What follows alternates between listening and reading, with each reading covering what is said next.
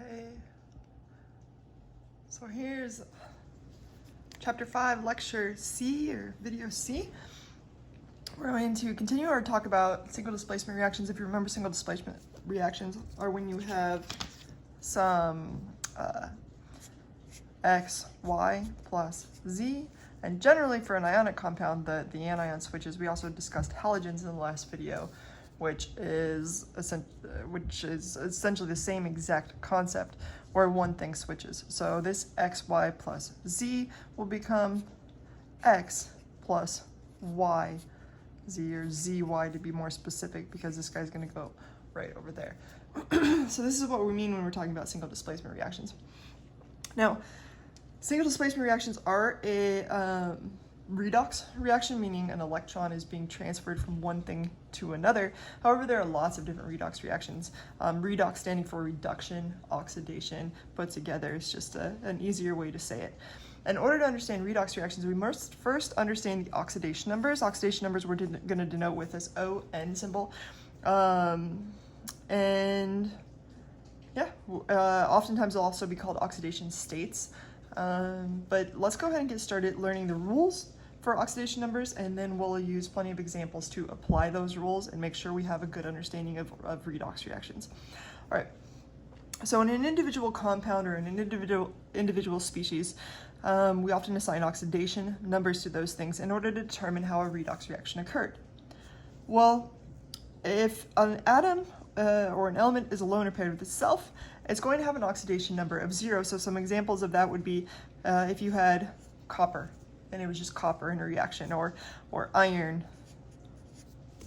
Also, if it's alone or paired with itself, so for example, Cl2 or O2, or maybe even some octaatomic sulfur.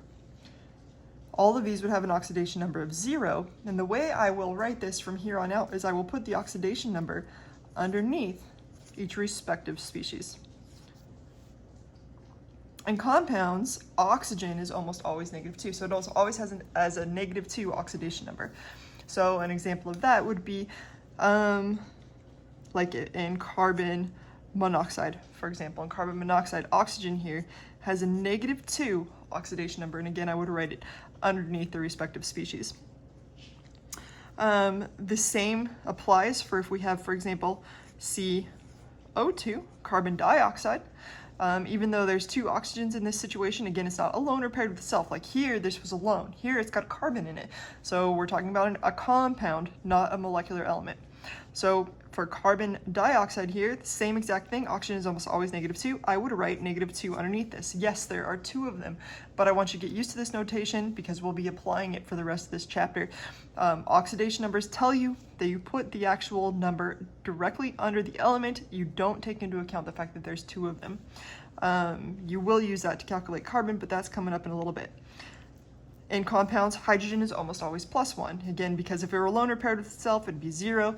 But if you have, for example, HCl, in this case, hydrogen's alone or paired with itself, so it would be +1. What if you have something like sulfuric acid, H2SO4? Well, is hydrogen in a compound? If it is, it's going to be +1. Now, some of you might be worried about this almost always situation. In this class, it will always be this. There are cases where oxygen isn't going to be that. An example of that would be peroxides. So something like H2O2. In peroxides, you're going to have, oxygen would have a state of -1, which is kind of awkward. But hydrogen would actually be +1 still. And these are exceptions, again, exceptions. Another example is if it's paired with fluorine. If an oxygen happens to be paired with a fluorine, like for example, OF2, the fluorine is more electronegative, so this will actually be the negative, and this will be left with a positive, as opposed to the other ones where oxygen's negative.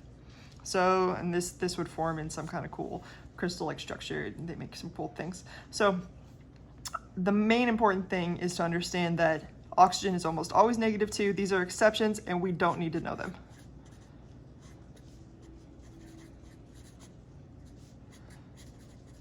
In fact, I don't even touch on them until analytical. I'll go into this, but that's about it. And I've never quizzed on anything, even in general chemistry. I've never seen it come up. All right, in ionic compounds, species have the same oxidation number as their ionic charge. So, for example, if we have sodium chloride, we know the charge of sodium is +1, so it would be +1. And we know chloride's -1, so it would be -1.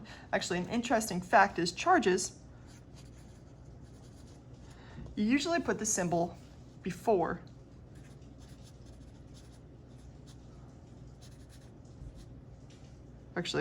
symbol after. So if I were to say phosphate is PO4, 3 negative, notice how I put the symbol after, it's 3 negative. But if I asked you the oxidation number of this thing, I told you that in ionic compounds, species have the same oxidation number as their ionic charge. Well, its charge is 3 negative, its oxidation number would be -3. Very few people pay attention to that I've noticed. Very few people seem to care.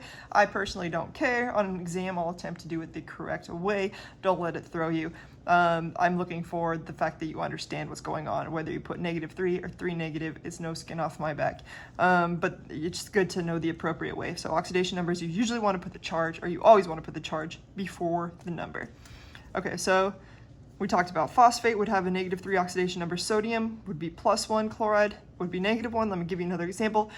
Let's say we have Al2O3.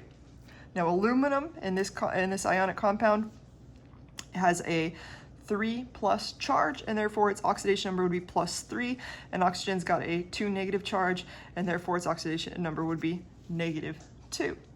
Again, you're not multiplying. You don't need to multiply any of these. I'm just asking for one of those species, just one single one. Not all of them together, just one single one. All right, and then one of the most important rules, which we will use in the next few examples, is that all oxidation numbers must add up to the overall charge of that species. So when we add them all up, and we multiply them by how many species there are, we better get the overall charge of that species. Let's use this information to figure some other things out.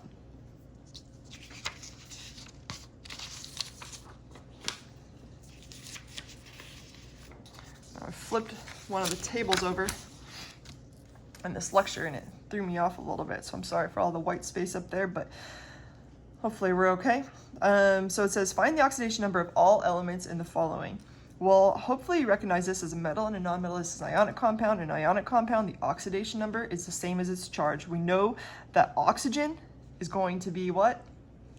Hopefully you're answering -2, because that's what I just told you it is. Or you could look at the fact that oxygen in an ionic compound is -2, because it falls in the 6th column. Copper here has to be there for +2 to cancel it out. Now I told you in the last one that all the charges must add up to equal the overall charge of the compound. The overall charge of this compound is 0. You know it's 0 because nothing is written. Charge is 0. If there were a charge, I would have written the charge, but this is an ionic compound, and one of the ways that we build ionic compounds is so that the charge is always 0. So essentially, you're looking at the oxidation number of copper plus the oxidation number of oxygen must add up to equal 0. Well, we knew copper was +2, we knew oxygen was -2, and in fact that adds up to equal 0, so we can check. Let's look at carbonate ion. The carbonate ion is CO3 with a 2 negative charge. Its overall oxidation number for the carbonate ion is -2. But I asked you to find it for all elements in this thing. So let's break carbonate down. Carbonate is, again, CO3, and it's got a 2- charge. Do we know the oxidation number of oxygen in this species? We do, it's -2. It's one of the rules that we just learned, it's -2. So now if I break this down, I know that whatever oxidation number carbon is, plus 3 oxygens, I'll actually write it O with a little x, must add up to equal the overall charge of the species, which is -2. So we've got a carbon and 3 oxygens must equal -2. That means a carbon plus 3 times -2 must add up to equal -2 because each oxygen is -2. And now if we solve for carbon, it just becomes simple algebra. Carbon plus a -6, because 3 times -2 is -6. Carbon plus -6 must equal -2. And then if you add 6 to both sides, you'll find out that carbon equals +4 in this situation. So if I were breaking down this carbonate, I brought some extra paper over here in case I went a little cray-cray over here. If I was breaking down this carbonate and I want to know its oxidation numbers and everything, I would say carbon is +4 and oxygen is -2, and this is the way I would write it if I were breaking it down in a reaction. The sulfite ion, sulfite, is SO3 with a 2 charge, telling me a sulfur plus 3 oxygens must add up to equal -2, because that's the overall charge. If you break this down, you'll find out that a sulfur plus 3 times -2 must equal -2, because again, each oxygen is -2. And if we're solving for sulfur, you'll find out that sulfur, hey, what a coinkydink, must also equal +4, because this would give us -6. S plus -6 equals -2. S must equal +4. Let's look at carbon dioxide.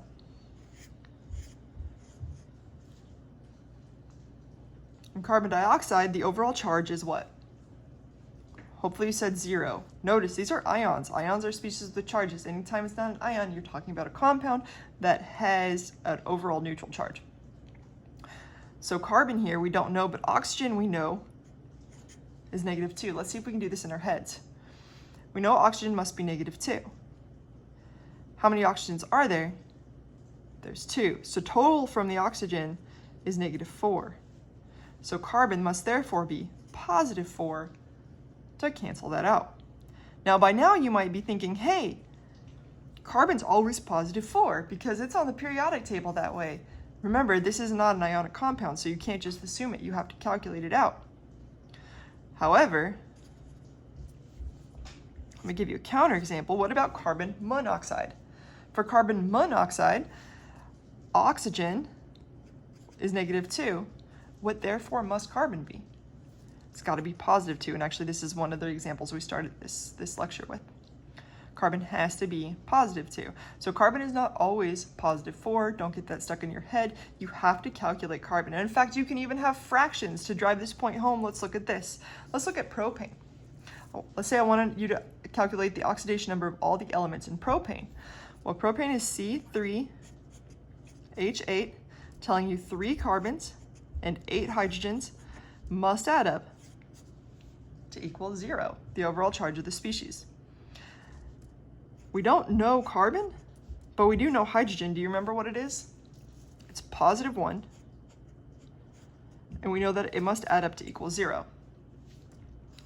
So this is telling you 3 carbons, 8 times 1 is 8, plus 8 equals 0.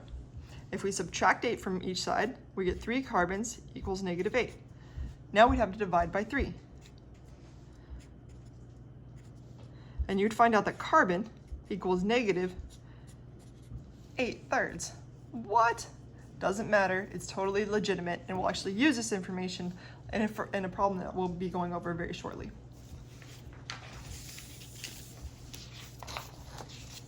Okay, so now that we understand oxidation numbers, we can start to better understand redox reactions as a whole.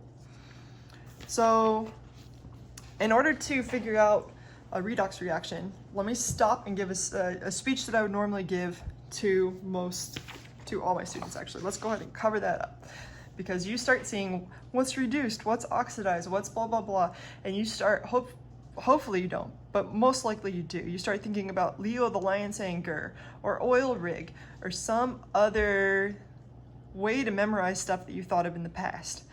I want you to try to drop that from your head right now. Don't bring high school to this lecture. Drop it from your head, and let's go through this.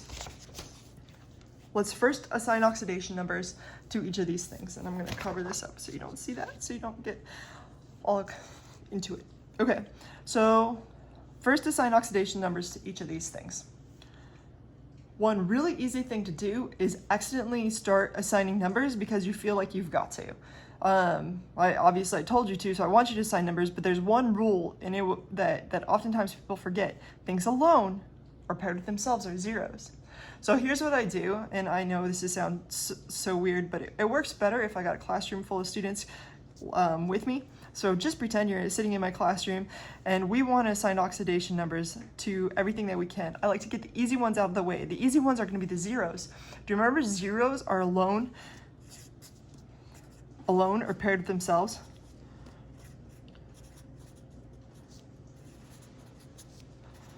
If you have something that's alone or paired with itself, I want you to get super excited and knock those out first. Otherwise, you will forget to do them. So here we've got chromium. Is chromium alone or paired with itself?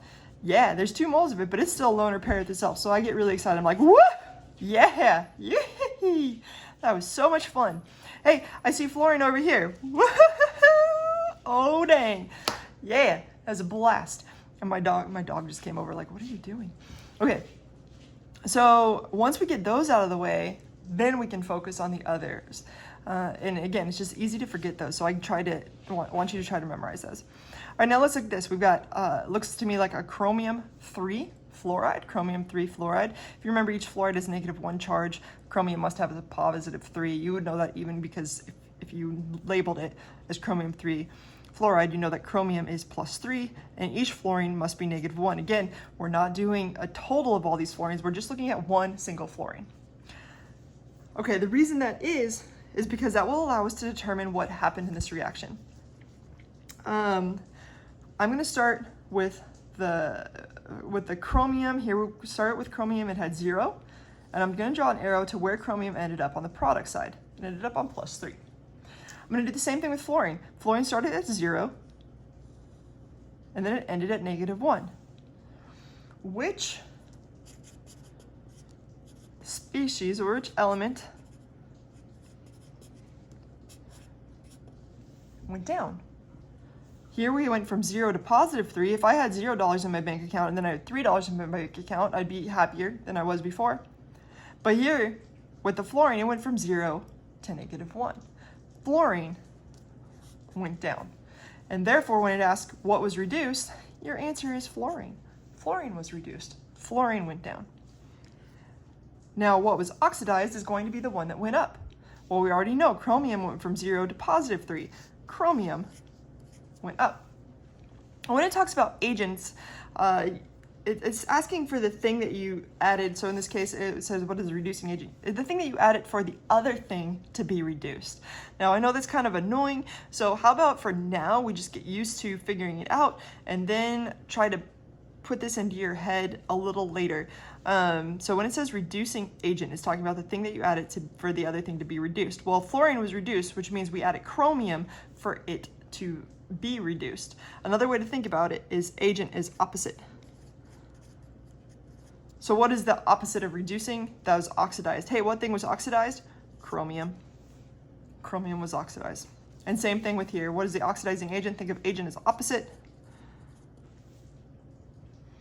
In other words, when it says oxidizing agent, it's talking about the thing that was reduced.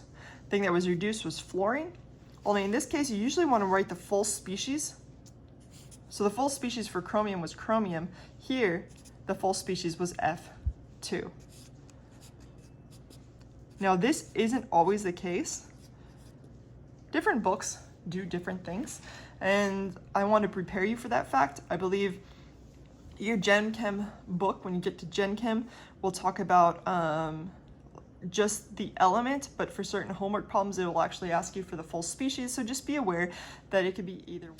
Okay, but also keep in mind, I will never ask you for the same thing. So for example, you'll never have an answer that says which is the oxidizing agent, and you'll have F and F2 as an answer choice. That's not going to happen.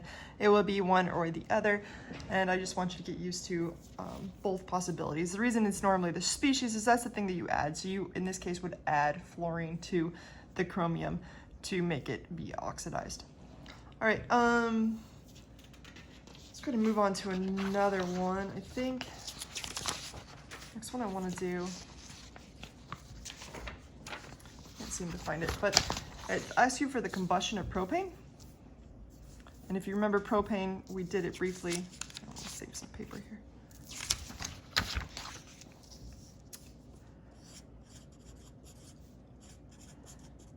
Combustion of propane. Just kind of combine some things that we've learned for the last couple days. So propane, I told you, is C3H8. And if you remember, a combustion reaction is when we're reacting with O2 to form CO2 and H2O. Now, just for fun, let's go through and balance this, but remember, the coefficients don't affect the oxidation number or what's being oxidized or reduced. However, it's good to get in the habit of just doing an appropriate reaction and recognizing when it's balanced and when it's not. Hopefully you remember what to do when you've got a combustion reaction. You chow it up. You're going to balance the carbons first. Here we have 3 carbons, here we have 1. 3 divided by 1 is 3, so we put a 3 in front of the CO2. We'll move on to hydrogen. On our left-hand side, we have 8 hydrogen. On my right-hand side, I have 2. 8 divided by 2 is 4, so we put a 4 in front of the water. Then we move on to oxygen. On our left-hand side, we have 2. On our right-hand side, we have 6 coming from the CO2, and 4 from here for a total of 10. And 10 divided by 2 is 5, so we'd put a 5 there. So I'm going to just rewrite this whole reaction just for fun. So the combustion of propane, we should already know this, is C3H8 plus 5O2 yielding 3 CO2 plus 4 water. And these 3 things would all be gaseous. Okay, now the question was what's reduced, what's oxidized, what's the reducing agent and oxidizing agent?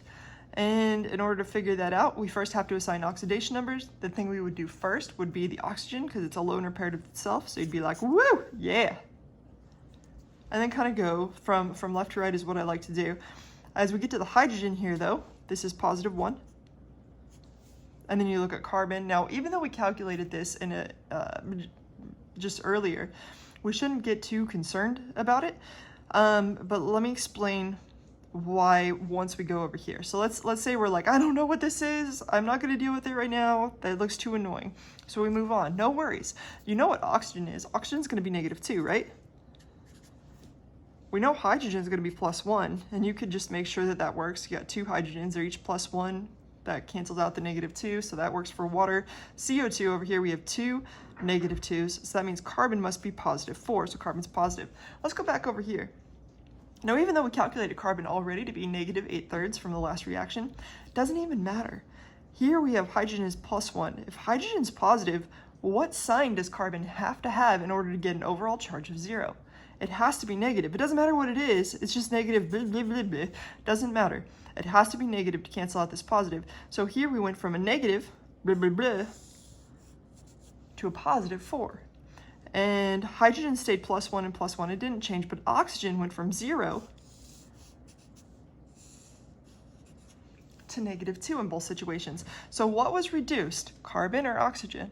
Well, oxygen went from 0 to -2. So in that first question I ask you, I think I say, what was reduced?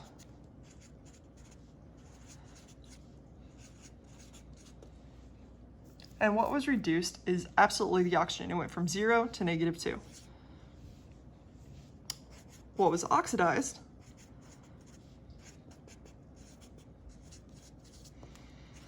You could rewind the video and figure out that this was -8/3, or you can just use the idea that we just used, which is this is positive, so this has to be negative. It went from negative to positive, and therefore carbon was oxidized. It went from negative blah, blah, blah to +4.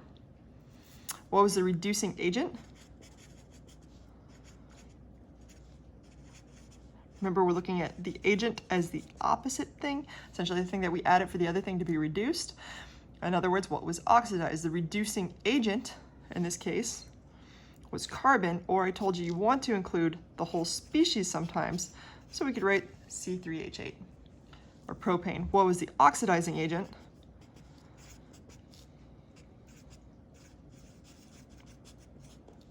And the oxidizing agent is the opposite. It's the thing that was reduced. We know oxygen was reduced, so we'd put O, or oxygen gas is the whole species. And that's how we do redox reactions. Hope that helped.